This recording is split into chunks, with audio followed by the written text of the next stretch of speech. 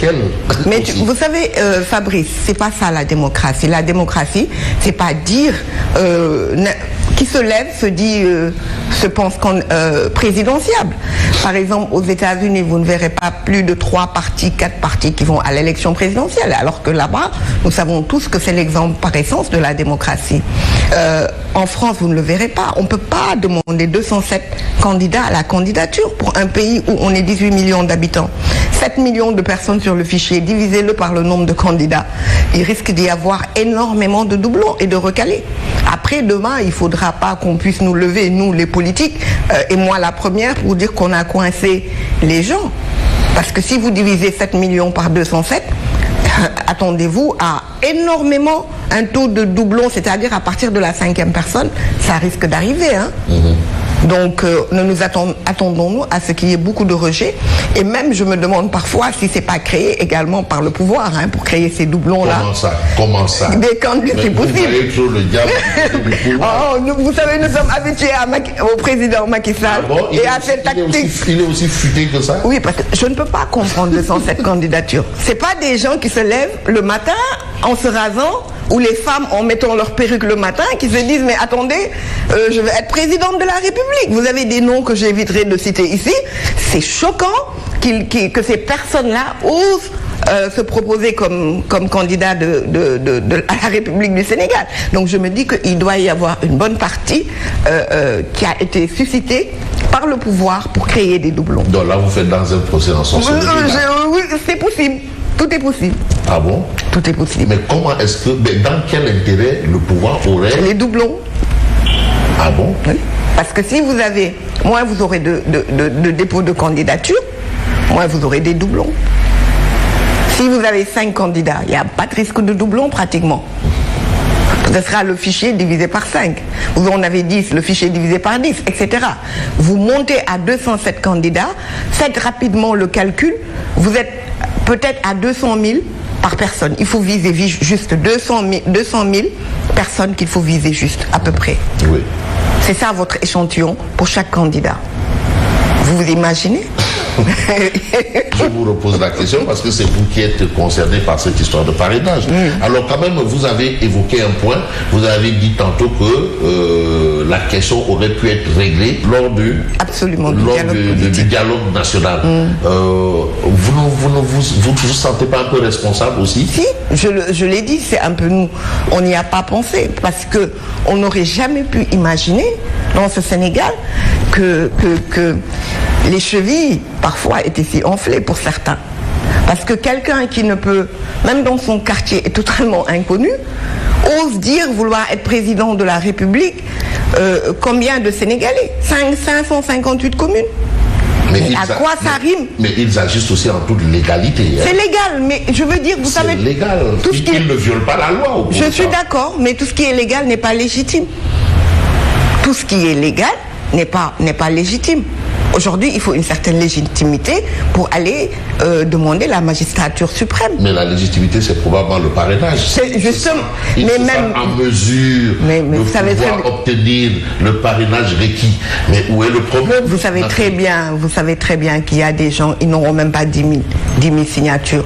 Ah bon? Et puis, il faut, vous savez, moi je dis toujours, la démocratie, elle est dynamique. Elle se construit, mais également c'est de la responsabilité personnelle de chacun, la citoyenneté, et se rendre compte que c'est de l'argent des Sénégalais, des contribuables sénégalais qui est dépensé. Si moi, Nafi, je me lève et je dis je vais aller me présenter à la candidature, ma famille me dira écoute, à la présidentielle, reste tranquille. Il y a des gens, pour moi, ils n'ont pas de conseillers autour d'eux.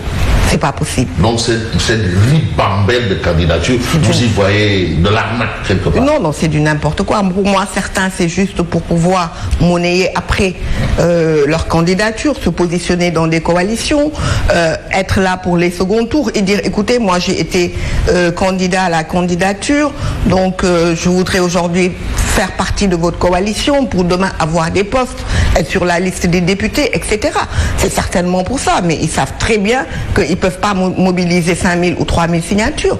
Il y en a qui le savent. Mais oui, mais si aujourd'hui on peut comprendre que pour avoir une ascension sociale rapide, il faut passer par la politique. Allez-y comprendre aussi pourquoi il y a ce rush C'est vrai, et c'est dommage. C'est dommage parce que, je le dis toujours, pour moi, la politique doit d'abord être un sacerdoce, un sacrifice. Il faut au moins un minimum de compétences, un minimum de savoir-faire et même une formation politique. Par exemple, aller à l'abri, moi je l'ai fait, du président Wade, qui te forme, qui te rend meilleur. Vous savez, mon premier débat, je l'ai fait avec vous, Fabrice Nguema. C'était sur la scène TV. À l'époque, on venait de perdre le pouvoir, et avec le M23. Donc, avec ça, il y a eu une évolution parce que j'ai accepté de me former. Pour d'autres, c'est la même chose. Mais vouloir aujourd'hui, sans formation, sans légitimité... Alors, l'honorable député a eu son premier débat télévisé à la scène. Oui, avec vous. Oui. Avec vous. À l'époque, j'étais à la FNCL. Je pense que c'est juste 6 jours après la défaite du président Wade du PDS. Absolument. Oui. Alors, mon premier débat politique. Avant, effectivement, j'avais fait de la télé pour autre chose que la politique. Bon, aujourd'hui, quand même, il faut quand même évoluer par rapport à la situation. Et la situation montre que le PDS aussi est en train de jouer sur 2 leviers. Le parrainage citoyen et le parrainage des élus. Mais ça veut dire quoi, ça? Alors, on ne sait pas ce qu'on va choisir, mais on va faire le parrainage citoyen. Déjà, aujourd'hui... Mais pourquoi aller s'engouffrer dans ce mode de parrainage alors que vous avez déjà la solution à votre... Oui, mais parce que nous avons un parti, on vient des renouvellements. Nous avons aujourd'hui un parti qui est dynamique. Les gens dans tous les secteurs, chacun a envie de parrainer Karim Wade. Quand il s'est agi de parler du parrainage par les élus, il fallait voir nos panels. Ah, nous, on ne parraine pas Karim. Nous, on veut parrainer Karim. Donc, c'est une demande un peu des militantes et militants qui veulent être concernés par la campagne et la candidature de Karim Wade. Chaque militant veut parrainer quelqu'un. Et également, c'est de l'animation pour le parti. Maintenant, effectivement, pour les députés, nos députés, nous leur avons demandé de ne parrainer personne en attendant. Mais ce qui est sûr, c'est que nous allons faire un parrainage citoyen.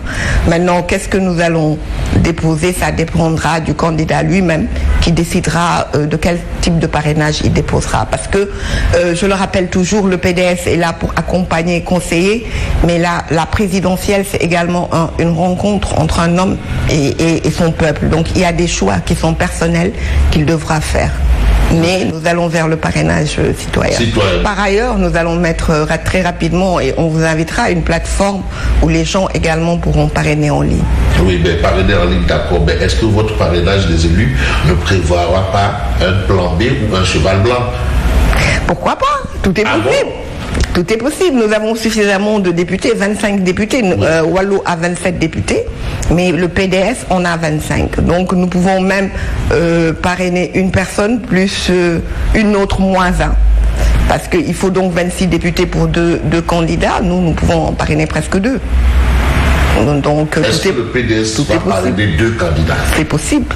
Ah bon? C'est des stratégies auxquelles nous réfléchissons. Il faut tout prévoir pour le second tour. C'est possible, c'est une option qui est en train d'être étudiée. Tout prévoir pour le second tour, c'est-à-dire, vous êtes déjà sûr que Karim, votre candidat, ne sera pas élu dès le premier tour? Non, c'est pas ça. Non, il faut toujours prévoir. Quand on est dans des stratégies organisationnelles, des stratégies prévisionnelles, il faut mettre en place toutes les options. On passe au premier tour, ok. Si toutefois on va au second tour, qu'est-ce qu'il faut faire? Qui va rallier, avec qui il faudra travailler. Et également, mais la seule option que nous n'avons pas prévue, c'est la défaite. Pour nous, c'est impensable. Donc on peut s'attendre à ce que le Parti démocratique sénégalais ait 2 ou 3 candidats. Tout est possible, je n'affirme pas de façon... Mais ce n'est pas à exclure. Ce n'est pas à exclure, voilà, ce n'est pas... Vous pouvez voir un second tour et avoir des je ne le dis pas de façon péremptoire, mais c'est une option qui est là, qu'on peut étudier. Pas forcément du Parti démocratique sénégalais. S'il y a un cheval blanc, s'il y a peut-être un autre candidat, oui. Il peut être de... mais justement, c'est l'intérêt qu'il soit d'ailleurs. Ah bon? Oui, l'intérêt se trouve là. Aujourd'hui, si toutefois cette stratégie a besoin d'être mise en place, ce ne sera pas forcément un candidat ou des candidats qui soient du PDS. Ils peuvent être d'ailleurs. Certains qui considèrent que le PDS est de mèche, je ne vous supporte pas quand je vous le dis. Oui. Avec Monsieur le Président Macron, qui est de la famille libérale, c'est pas un crime. Oui. Ils le font à tort ou à raison? Vous savez, Fabrice, alors je vais vous dire une chose. C'est en général nos détracteurs qui le disent. Ah bon, ils vous le en disent. avez des détracteurs? Ah oui, et même dans l'opposition, qui nous traînent dans la boue. Nous sommes gênants. Nous sommes gênants par notre résilience, notre capacité de résistance. Est-ce que c'est pas aussi par votre tortuosité? Non, tortueux, non. Pourquoi? Parce que nous avons toujours été clairs. Ce dont on nous accuse, on nous dit vous n'avez soutenu personne à la présidentielle. Alors que, rappelez-vous Fabrice, nous étions au sein du C25. Vous vous souvenez? Et nous avions fait une déclaration commune envoyée à toute la presse où l'ensemble des 25 candidats avaient dit qu'ils n'iraient pas à l'élection présidentielle. Si le cas Karim Wade et le cas Khalifa Sall n'étaient pas réglés, si le cas des recalés du parrainage n'était pas réglé. Nous avions même commencé à mettre en place des comités de quartier. Le président Wade était à Doha. À l'époque, vous aviez entendu, je pense que c'est même votre groupe de presse qui l'avait révélé, qui disait que les affaires de Karim Wade commençaient à venir, à rentrer au Sénégal. Le président Wade a quitté Doha pour Paris pour venir. Et nous, vous savez quelle a été notre surprise? C'est de voir des gens qui étaient signataires de cette charte, de cette déclaration commune, se lever un beau jour et aller battre campagne. Oui. Sans tenir compte du pacte que nous avions fait. Alors, c'est nous qui avons été bernés. Donc le président Wade revient, on lui dit non, oui, on a trahi le pacte.